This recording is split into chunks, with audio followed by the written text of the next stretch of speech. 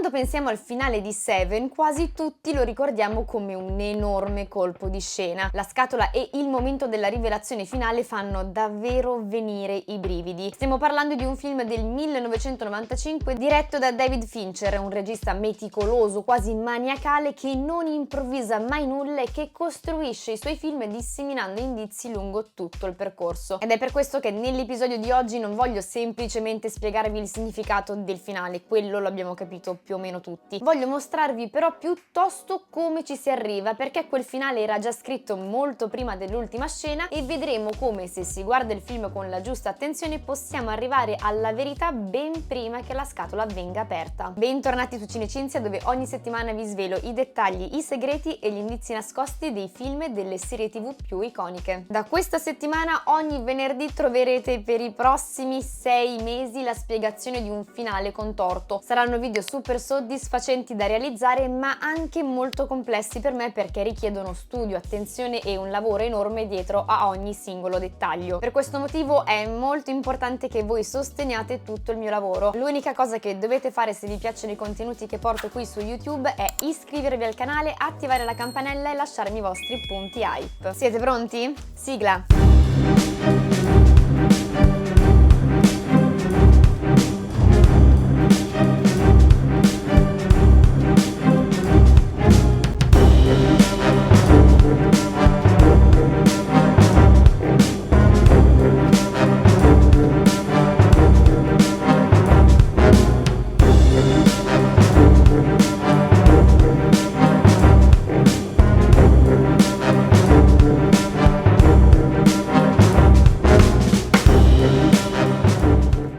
Facciamo un brevissimo riassunto del film per chi magari non ce l'ha proprio freschissimo. Nel caso in cui l'abbiate visto invece recentemente, potete andare avanti di 3 minuti. Seven segue l'indagine di due detective molto diversi tra loro. William Somerset, interpretato da Morgan Freeman, è un investigatore veterano, disilluso, prossimo ormai alla pensione. David Mills, interpretato da Brad Pitt, è giovane, impulsivo, animato da un forte senso di giustizia e dalla convinzione di poter fare la differenza. I due si ritrovano ad indagare su una serie di omicidi particolarmente brutali che sembrano seguire una logica precisa. Ciascun delitto è ispirato a uno dei 7 peccati capitali. Il serial killer porta a termine 5 omicidi legati a gola, avarizia, accidia, lussuria e superbia. Non si tratta di omicidi impulsivi, ma di delitti pianificati nel tempo, studiati nei minimi dettagli. Grazie all'intuito e alla cultura di Somerset, l'indagine prende una direzione inaspettata. Il detective comprende che il killer potrebbe aver studiato testi religiosi e letterari sui peccati capitali e decide di far controllare i registri della biblioteca pubblica. Attraverso l'elenco delle persone che hanno preso in prestito determinati libri, i due detective riescono a risalire a un nome. Per la prima volta il killer sembra a portata di mano. Somerset e Mills arrivano così nell'appartamento dell'uomo che stanno cercando. L'uomo li vede e riesce a fuggire. Lì trovano una quantità impressionante di prove: quaderni, appunti ossessivi, materiali che collegano chiaramente quell'individuo agli omicidi, ma soprattutto trovano delle fotografie dei detective stessi, in particolare di Mills. È a questo punto che il film ci regala un bel colpo di scena. Il serial killer John Doe, interpretato da Kevin Spacey, si presenta spontaneamente in centrale, coperto di sangue, e si consegna alla polizia. Però non è un gesto di resa, perché è l'inizio dell'ultima fase del suo piano. Doe propone un accordo: guiderà Somerset e Mills fino ai luoghi degli ultimi 2 peccati, invidia e ira, a patto che sia lui stesso ad accompagnarli. I 3 partono verso il deserto, lontano dalla città. Durante il viaggio Doe provoca e discute con Mills. Quando arrivano a destinazione, un furgone consegna una scatola. All'interno c'è la testa di Tracy, la moglie di Mills. John Doe confessa di averla uccisa per invidia, perché desiderava la vita che Mills aveva: una moglie, una futura famiglia, una possibilità di felicità. Con questa rivelazione Doe completa il penultimo peccato e prepara l'ultimo. Spinge Mills a incarnare l'ira. Somerset tenta disperatamente di fermarlo, ma ormai tutto è inutile. Mills, devastato dal dolore, uccide John Doe, completando così il disegno del killer e chiudendo il cerchio dei 7 peccati capitali. Il film si conclude senza alcuna vera vittoria. John Doe ottiene esattamente ciò che voleva, Mills perde tutto. Somerset, nonostante fosse proprio a un passo dalla pensione, decide di restare in servizio. Seven si chiude così, senza consolazione, lasciando lo spettatore con una sensazione di inquietudine profonda e con una domanda aperta sul senso della giustizia e della responsabilità individuale. Ok, ci siamo. Capitolo 1. Fincher non perde tempo. Siamo nella mente di John Doe. Fincher non perde tempo. Seven ci fa sin da subito entrare nella mente del killer, solo che noi non lo sappiamo. Già nei titoli di testa Fincher ci fa entrare nello spazio più disturbante del film. Il montaggio è nervoso e irregolare in questa scena. Le immagini si sovrappongono, si graffiano tra di loro, non c'è fluidità né equilibrio e in mezzo a questo caos visivo vediamo delle mani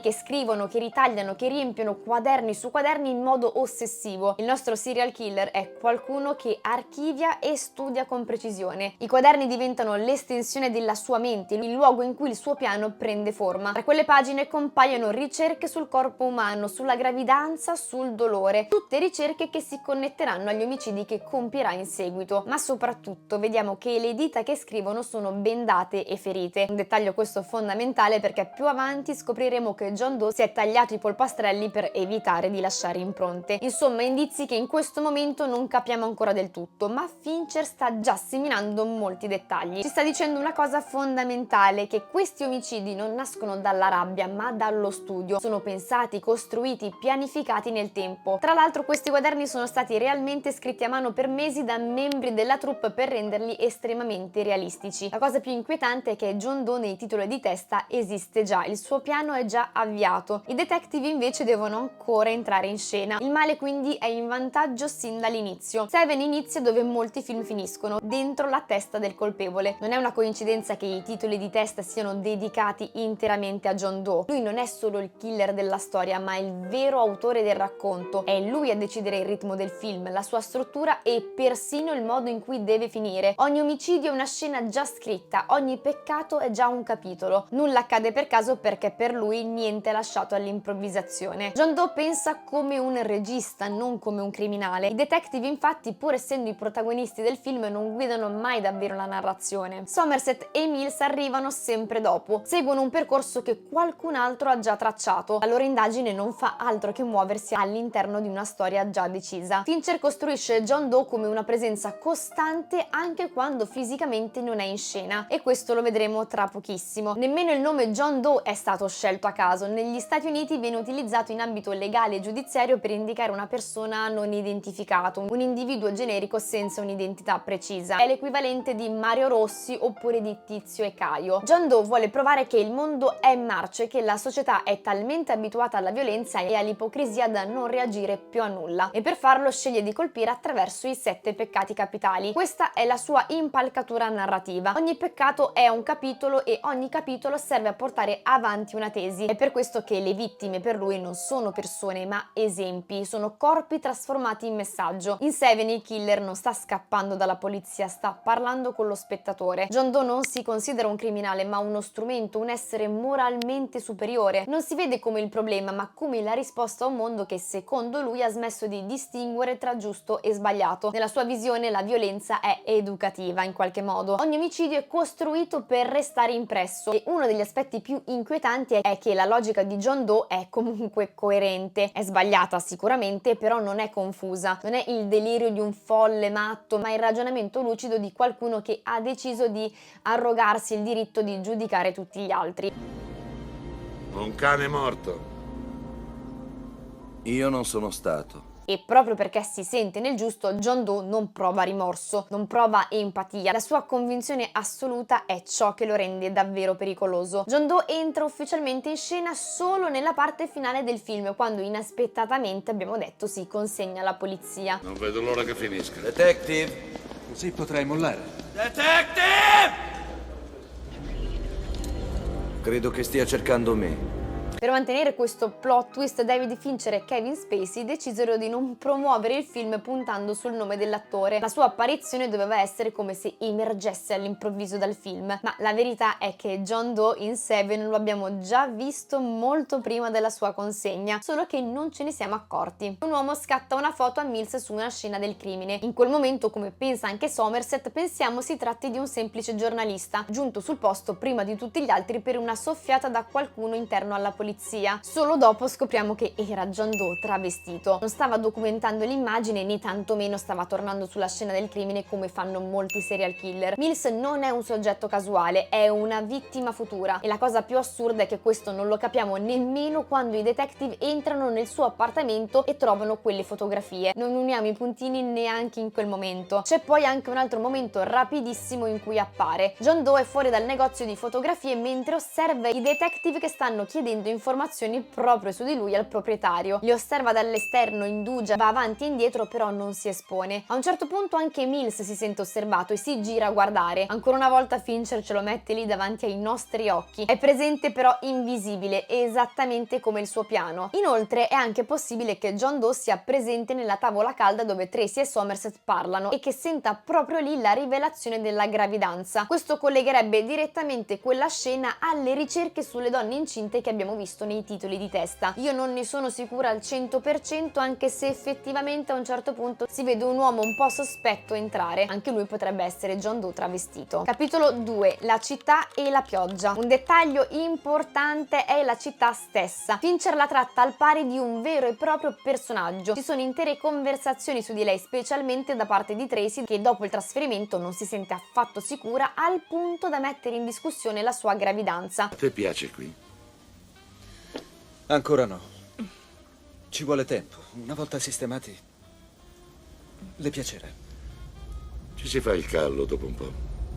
Fincher tra l'altro non le dà mai un nome, non sappiamo dove siamo. Questa scelta la rende in qualche modo universale, perché non è New York, non è Los Angeles, è una qualsiasi grande città. E poi ovviamente c'è la pioggia. In Seven piove quasi sempre incessantemente ed è una scelta narrativa estremamente precisa, perché la pioggia non pulisce mai, ma al contrario rende tutto più sporco, più soffocante. Durante la visione non c'è mai un attimo di respiro. Piove in continuazione e tutto viene reso molto più difficile. Seven ci mostra una città in cui l'orrore però non esplode all'improvviso, ma viene assorbito. Le persone sono talmente abituate al degrado, alla violenza, al dolore che non reagiscono più. Passano semplicemente oltre, si girano dall'altra parte, si abituano. In un contesto del genere il piano di John Doe diventa effettivamente credibile. Come dicevamo, la pioggia accompagna quasi tutto il film fino però a un momento preciso, quando John Doe si consegna e la sua storia si avvicina alla conclusione. Smette di piovere, però non è un sollievo ma un segnale. Il film cambia pelle proprio perché sta entrando nell'ultima fase del piano. Quando arriviamo agli ultimi due peccati, invidia e ira, quel mondo consumato non serve più, il piano ormai è stato completato. John Doe si è consegnato e non ha più bisogno di nascondersi dentro la città, ed è per questo motivo che Fincher cambia spazio e atmosfera. Il deserto, il cielo limpido, la luce accecante servono a togliere ogni distrazione. Non c'è più rumore, non c'è il caos della città, non c'è la folla, non c'è la pioggia a confondere le cose. Restano solo i personaggi e le loro scelte. Capitolo 3. Somerset e Mills, due idee opposte di giustizia. Passiamo ora ai nostri protagonisti. In Seven, Somerset e Mills non sono semplicemente due poliziotti con caratteri diversi, hanno due modi opposti di guardare il mondo e soprattutto due modi opposti di intendere la giustizia. Somerset è il ritratto della lucidità, dell'esperienza, ma anche della disillusione. È un uomo che ha visto troppo e che ha smesso di credere che il suo lavoro possa davvero cambiare le cose. La sua cultura, i libri e la musica sono le sue uniche difese. È un uomo che ha bisogno di un equilibrio all'interno del caos che sommerge la città. Per questo motivo è addirittura abituato a dormire con un metronomo che scandisca il ritmo del suo sonno. Somerset è un grande osservatore, sa che il mondo è marcio, ma sa anche che reagire di pancia non porta a nulla. Per questo vuole andare in pensione, non perché sia un codardo, ma perché ha capito in qualche modo i limiti del sistema. Mills è l'esatto opposto. È giovane, impulsivo, emotivo, crede ancora che la giustizia sia una questione di volontà e di rabbia incanalata nel modo giusto. Vuole fare la differenza, vuole essere utile, vuole soprattutto dimostrare di essere all'altezza. Non sopporta l'idea di restare fermo a pensare mentre il male agisce. Per il Mills il solo fatto di reagire è già una forma di giustizia. Questa differenza è fondamentale perché John Doe la capisce subito. Capisce che Somerset è troppo lucido per essere manipolato fino in fondo. Può discuterci, provocarlo, però non può usarlo come pedina finale. Mills invece invece sì, perché è emotivamente esposto, è legato alla moglie, al futuro, alla speranza di una città migliore, ed è proprio questa speranza a renderlo così vulnerabile. Ci tengo a sottolineare che il piano di John Doe non nasce intorno a Mills, il piano esiste già da almeno un anno, come vedremo tra poco. Mills non viene scelto all'inizio, ma viene riconosciuto lungo il percorso come il tassello perfetto per chiudere il cerchio, e non lo sceglie per caso, lo sceglie perché sa che, messo davanti a una perdita personale, reagirà. Mills incarna esattamente ciò che John Doe vuole dimostrare, che sotto la pressione giusta anche chi si considera dalla parte della giustizia può trasformarsi in una persona violenta. Somerset al contrario è lo spettatore impotente, capisce cosa sta succedendo però lo capisce troppo tardi, è l'unico che vede il disegno completo ma è anche quello che non può fare niente. Seven non mette in scena uno scontro tra bene e male ma tra controllo e impulso. Capitolo 4: i dettagli e gli indizi nascosti. E ora arriviamo alla mia parte preferita. Colgo l'occasione per consigliarvi, nel caso in cui non l'abbiate ancora visto, anche il mio video spiegazione su Fight Club. L'ordine in cui John Doe colpisce non è casuale. Nel peccato della gola John Doe lega la vittima alla sedia, un uomo gravemente affetto da obesità, legandolo mani e piedi. L'uomo viene costretto a mangiare continuamente contro la sua volontà, gli spinge il cibo in bocca fino a provocare una rottura dello stomaco. La morte avviene per emorragia interna, non per soffocamento. È un dettaglio questo importante perché rende l'omicidio lento. Qui le lattine di spaghetti impilate ricordano le Campbell's Soup Cans di Andy Warhol. Il peccato qui è che il cibo diventa un oggetto seriale, consumato senza pensiero. La vittima non è punita quindi per ciò che desidera, ma per ciò che consuma senza misura. L'indizio visivo più importante è la scritta Glarony, cioè gola, nascosta dietro al frigorifero. Ma perché il serial killer non la mette in bella vista? Perché la nasconde? Il senso è che viene letteralmente nascosta dietro l'oggetto che rappresenta il peccato. La seconda vittima del piano di John Doe è un avvocato di successo, un uomo che ha costruito la propria vita sul denaro, sul potere e sulla manipolazione del sistema. È qualcuno che ha tratto profitto dal dolore altrui, che ha usato la legge non come strumento di giustizia, ma come mezzo per arricchirsi e proteggersi. John Doe non punisce la sua vittima perché ama i soldi, la punisce perché misura tutto in termini di valore materiale, comprese le persone. Nella sua visione distorta, quest'uomo incarna l'avarizia nella sua forma più pura, quella che non riguarda soltanto il possesso, ma anche il controllo, il rifiuto di perdere. La messa in scena è fredda. Anche qui la vittima viene legata a una sedia e si ritrova davanti a una bilancia. John Doe gli mette in mano un coltello e gli pone una scelta. Per continuare a vivere deve tagliarsi una libbra di carne. Il riferimento al mercante di Venezia è esplicito. Il corpo diventa la moneta di scambio. La sua vita viene ridotta a un contratto. L'uomo prova a eseguire l'atto, però non riesce a farlo fino in fondo, non riesce a rinunciare abbastanza. Muore dissanguato. John Doe vuole dirci che l'eccesso non è mai frontale, ma sempre occultato dalla quotidianità. Anche gli indizi seguono questa logica. Sulla moquette viene scritta con il sangue la parola avarizia, ma c'è un altro dettaglio importante che il serial killer inserisce. Si tratta della scritta Help Me dietro al quadro. John Doe crea una sorta di caccia al tesoro perché le impronte con cui ha impresso questa scritta sono quelle della sua prossima vittima. In questo segmento compare anche un dettaglio praticamente invisibile. Di fianco al quadro troviamo una statua senza testa. Rivedendo il film una seconda volta intuiamo che la sua presenza potrebbe anticipare un nuovo omicidio, quello di Tracy, interpretata da Gwyneth Paltrow. Con l'avarizia John Doe chiarisce definitivamente il suo metodo, perché non sta uccidendo persone a caso, sta scegliendo individui che, secondo la sua logica,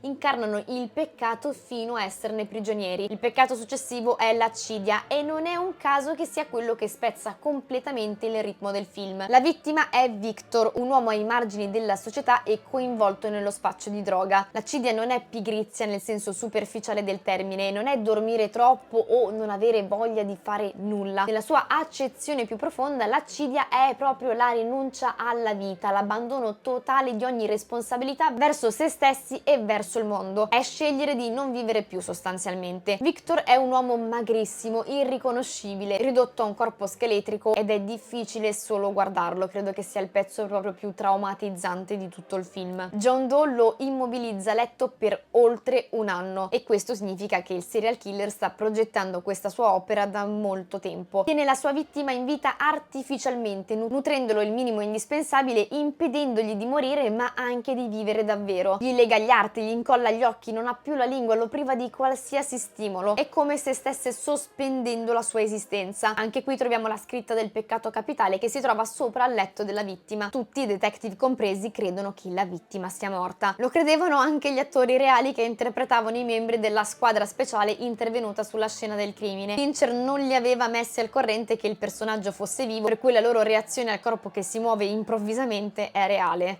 Quante volte questi poliziotti di quartiere trovano cadaveri che non sono morti?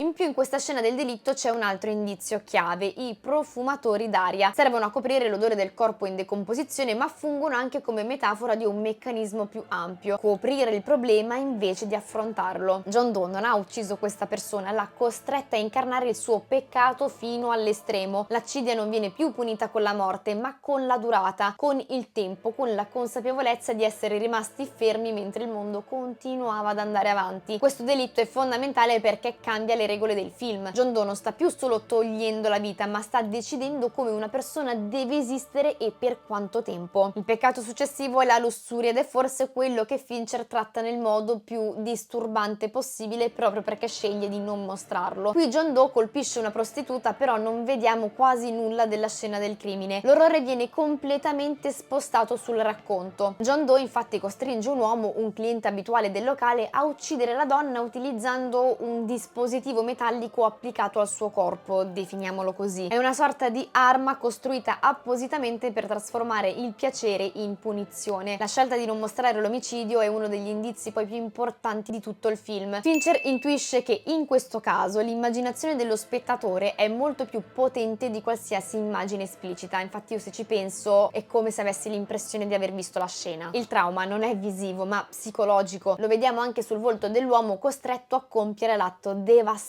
incapace persino di parlare. Anche qui John Doe non uccide direttamente, ma costruisce una situazione, mette qualcuno davanti a un meccanismo e lo costringe a partecipare. È un passo ulteriore nel suo piano. Il peccato non riguarda più solo la vittima, ma coinvolge un'altra persona, trascinandola dentro la colpa. È importante sottolineare che l'uomo sopravvive, anche se dovrà convivere per sempre con ciò che ha fatto. Con la lussuria Seven fa un altro salto, non si limita più a mostrare la punizione di un comportamento, ma mette in scena la contaminazione morale. Il male non è confinato alla vittima, ma si espande, coinvolge gli altri. Il peccato successivo è la superbia ed è il primo momento in cui John Doe introduce in modo esplicito il concetto di scelta finale. La vittima è una donna che lavora come modella. La sua identità è costruita interamente sull'apparenza, sull'immagine, sul modo in cui viene guardata dagli altri. John Doe non la sceglie per la sua bellezza in sé, ma perché nella sua logica ha fatto della bellezza l'unico valore della propria esistenza. Scusate il gioco di parole, ma qui la punizione è chirurgica. John Doe le sfigura il volto distruggendo ciò che per lei rappresenta tutto. Però poi cosa fa? Le lascia una scelta. Può chiamare i soccorsi e vivere, accettando però per sempre il nuovo volto, oppure suicidarsi assumendo delle pillole. Anche qui non la uccide direttamente. La superbia si manifesta davvero perché la donna sceglie di morire. Lei non riesce a concepire una vita senza la propria immagine. Qui la vittima sceglie consapevolmente di completare il peccato. È il primo momento in cui il killer dimostra che, secondo questa sua visione, il male non ha bisogno di violenza diretta per vincere, basta offrire una scelta che una persona non è in grado di accettare. Dopo questo omicidio il film è pronto a entrare nella sua ultima fase. Il peccato successivo è l'invidia ed è il momento in cui Seven ribalta ancora una volta le proprie regole. Per la prima volta John Doe non sceglie una vittima esterna, la vittima dell'invidia è lui stesso. Questo ci fa capire che tutto il piano non è mai stato solo una punizione per gli altri, ma anche una messa in scena della propria colpa. John Doe confessa di aver provato invidia per Mills, non per la sua carriera o per il suo ruolo di detective, ma per la sua vita privata, per Tracy, per la possibilità di amare ed essere amato. L'uomo che si era sempre presentato come moralmente superiore, come strumento di giustizia, ammette di essere umano. E proprio in questo sta la sua ultima definitiva manipolazione. L'omicidio dell'invidia viene fuori scena scena. Non lo vediamo come non vediamo mai il momento più importante del piano. Tracy infatti viene uccisa lontano dallo sguardo dello spettatore, perché non è l'atto fisico a contare ma la sua conseguenza. John Doe non ha bisogno di mostrarci nulla, sa che l'orrore vero arriverà dopo. Vi ricordate cosa dicevamo all'inizio del video? Nei titoli di testa avevamo visto ricerche sulla gravidanza. Solo ora capiamo che non erano proprio casuali. John Doe sapeva, aveva ascoltato, aveva osservato. Con l'invidia il piano cambia natura. Non è più un atto dimostrativo rivolto alla società, è diventato personale. John Doe non sta più parlando al mondo intero, sta parlando solo a Mills. Ed è proprio per questo che l'invidia non si conclude con la morte di John Doe, si conclude con qualcosa di peggio, la preparazione dell'ultimo peccato, perché l'invidia da sola non basta, ha senso solo se riesce ad accendere qualcos'altro.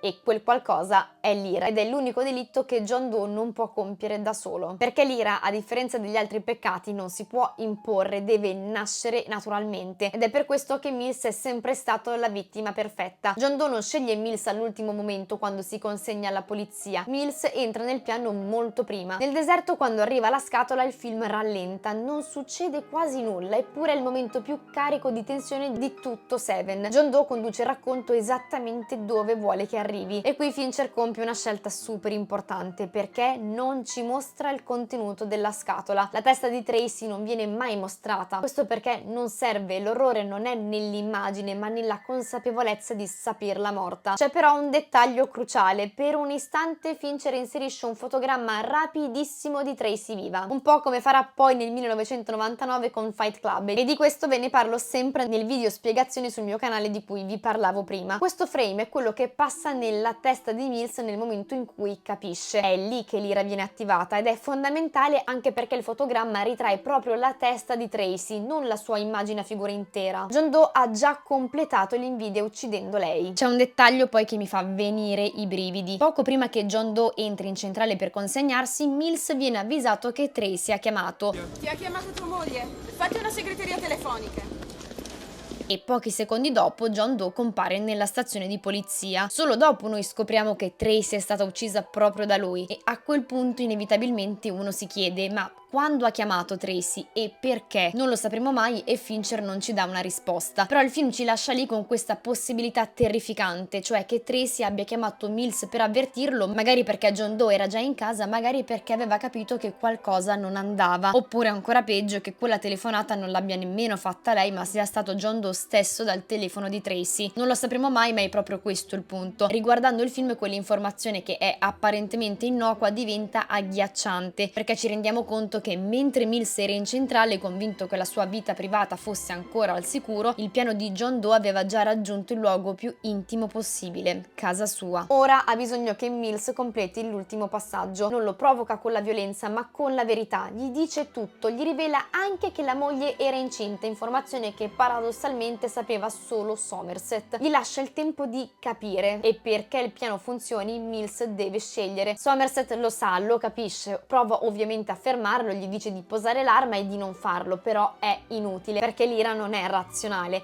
è una risposta emotiva a una perdita irreparabile. A me fa impazzire poi in questo punto l'interpretazione di Brad Pitt. C'è proprio un momento in cui si dispera e poi per un nanosecondo guarda dritto negli occhi in modo glaciale la sua futura vittima. Per me è la rappresentazione perfetta di uno scatto d'ira. Quando Mills spara a John Doe non sta semplicemente uccidendo l'assassino di sua moglie, ma sta completando il piano. John Doe vince proprio perché in quel momento riesce a dimostrare la sua tesi, a completare il suo piano diabolico fino in fondo. In conclusione non c'è catarsi, non c'è giustizia, non c'è vittoria. Somerset resta nonostante stesse per andare in pensione perché qualcuno deve continuare a guardare. Tra l'altro c'è un indizio che anticipa il finale di Seven ancora prima che si arrivi nel deserto. È durante il viaggio in macchina con John Doe sul sedile posteriore. Fincher costruisce le inquadrature in modo molto preciso. Quando la macchina è in movimento, Mills e John Doe vengono spesso ripresi attraverso la grata metallica che separa i sedili. I loro volti sono frammentati dalle linee, incasellati quasi imprigionati nello stesso modo, sono visivamente messi sullo stesso piano. Somerset invece viene mostrato senza griglia, il suo volto è libero, non attraversato da sbarre o spezzato da linee, è l'unico che resta anche visivamente fuori dal meccanismo del piano. piano ed è un'anticipazione visiva del finale. John Doe è già prigioniero, Mills invece non lo è ancora, ma lo diventerà fisicamente, moralmente e forse anche legalmente. Quelle inquadrature ci dicono che Mills e John sono già collegati molto prima della scatola. Uno è il carnefice, l'altro sarà invece lo strumento finale. John Doe muore e Mills perde la propria libertà. Non importa se finirà davvero in prigione oppure no, in quel momento lui è già intrappolato. Capitolo 5. Il 7 come il numero. Tutto in Seven ruota naturalmente intorno al numero 7. Ci sono i 7 peccati capitali che strutturano l'intero film come se fosse un percorso obbligato. Ogni omicidio non è un evento isolato, ma una tappa necessaria. Saltarne uno significherebbe rendere il piano incompleto e John Doe non ammette incompletezze. Però il 7 ritorna anche nel tempo. L'intera vicenda si sviluppa nell'arco di 7 giorni come una sorta di creazione rovesciata. All'inizio del film negli edifici, oppure i numeri delle stanze dei detective e delle porte presentano tutte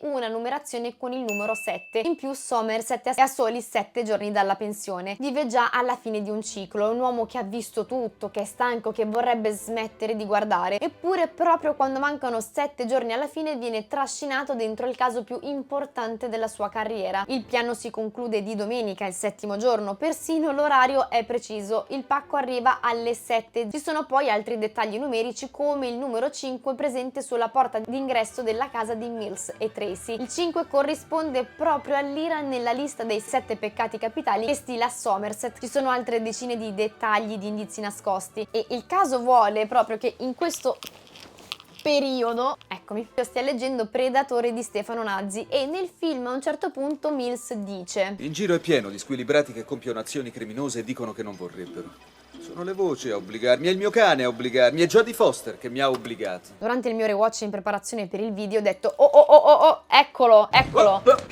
Here I come. Here I come. Perché esattamente la sera precedente stavo leggendo la storia assurda del figlio di Sam. Mi sono poi informata infatti se ci fosse un serial killer che voleva impressionare Jodie Foster ed effettivamente esiste. Si tratta di John Hinckley Jr., l'uomo che tentò di assassinare il presidente Ronald Reagan. Lo fece convinto che quel gesto estremo lo avrebbe reso degno dell'attenzione dell'attrice. John Doe quindi non è solo una costruzione cinematografica, ma è il riflesso di un meccanismo purtroppo reale. Persone che trasformano la violenza in linguaggio, che usano il male come messaggio, convinte che qualcuno finalmente li ascolterà. Fincher ci ricorda che questi mostri non nascono dal nulla perché sono già in mezzo a noi e quando ce ne accorgiamo spesso è troppo tardi. Ci sono poi dei piccoli easter egg anche piuttosto divertenti. Su un'edizione di un quotidiano che passa solo per un istante nel montaggio, tra le notizie di omicidi compare un titolo assurdo: Woman held hostage by her child's gerbil. Donna tenuta in ostaggio dal criceto del figlio. C'è poi un trafiletto su un beagle che dopo anni di singhiozzo avrebbe trovato finalmente una cura miracolosa. C'è un ultimo livello, forse uno dei più affascinanti che attraversa Seven, quello letterario. Somerset non indaga solo sulle scene del crimine, ma studia testi antichi, va in biblioteca, consulta opere come The Parson's Tale di Chaucer che parla di penitenza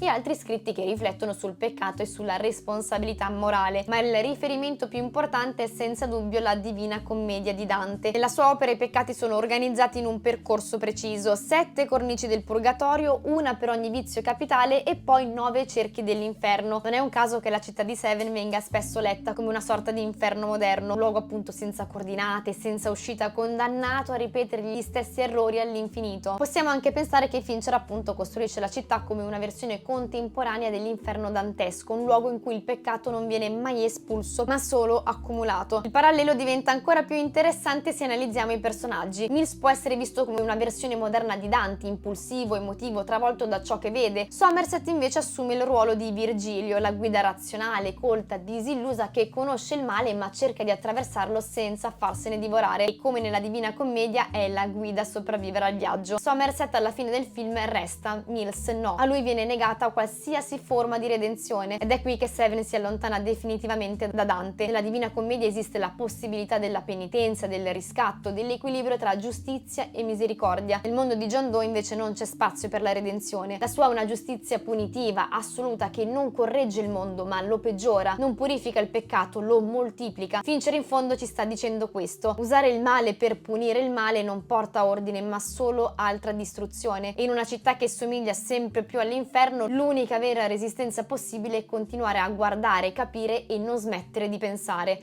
anche quando tutto sembra perduto. Somerset chiude citando Hemingway perché è l'unico modo onesto per dire cosa resta dopo Seven. Ernest Hemingway una volta ha scritto: il mondo è un bel posto e vale la pena di lottare per esso.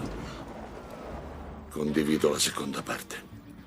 La frase parla di un mondo meraviglioso per cui vale la pena lottare, ma dopo tutto quello che abbiamo visto lui non riesce più a crederci fino in fondo. Somerset accetta solo la seconda metà della frase, l'idea che valga comunque la pena continuare a combattere. È per questo che non va in pensione, non perché pensa di poter salvare il mondo, ma perché smettere di guardarlo, di capirlo e di provarci anche senza speranza sarebbe la vera sconfitta. Bene amici, siamo arrivati alla fine di questo video. Come sempre vi aspetto nei commenti per sapere che cosa ne pensate della mia analisi, ma anche per sapere se avete notato altri segreti e indizi nascosti. Lasciate un like se il video vi è piaciuto e mi raccomando iscrivetevi, specialmente se siete arrivati fino a questo punto. Io vi ringrazio di cuore per avermi dedicato un po' del vostro tempo e noi ci vediamo venerdì prossimo, dove vi racconterò uno dei finali più contorti di sempre. Continuate a seguirmi nei prossimi giorni per scoprire di quale film si tratta.